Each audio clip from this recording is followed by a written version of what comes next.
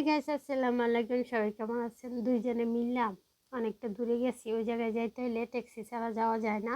তো আমি ট্যাক্সির জন্য ওয়েট করতেছি। এর আগে আপনাদেরকে দুইটা জিনিস দেখাবো। বিশেষ কারণ হয়েছে, লেবাননে আমার ফার্স্ট টাইম আমি এত বড় আবুকা দেখছি।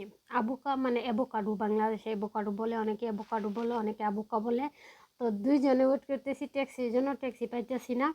তো ট্যাক্সি আসার আগে আমার হঠাৎ করে একটা গাছতলায় গিয়ে দাঁড়াই। গাছতলায় দাঁড়ানোর পরে মাসাল্লাহ দিলে দেখেন, বিশ্বাস করবেন না, ক্যামেরায় হয়তো দেখা যাইতেছে ছোট, কিন্তু অ্যাভোকাডো গুলা এত বড় আমার লাইফে, লেবাননের লাইফে আমার বয়সে এত বড় অ্যাভোকাডো আমি দেখি নাই। এক একটা অ্যাভোকাডো জাম্বুরার মতো, এখন কিন্তু বাড়তিও হয় নাই, বাড়তি হইলে আরো বড় হইব। তো অ্যাভোকাডো দেখার পরে ভাবলাম আপনাদের সাথে শেয়ার করি। আর অলরেডি আমার গাড়ি এসে পড়ছে। তো আমি যাইতে আছি, পাহাড়ের উপরে যাইতেছি। এত দূরে কেন যাইতেছি আপনারা সবাই জানেন, আমার ছোটো ভাই আমার কাছে আইসে। কিন্তু আমার ভাই গরুর মাংস খায় না, সে শুধু মুরগি মাছ খায়, খাসির মাংস খায় না। তো ভাবলাম তার জন্য কিছু হাঁস টাস কিনা নিয়ে আসি। তো এক জায়গায় সন্তান পাইছি হাঁসের।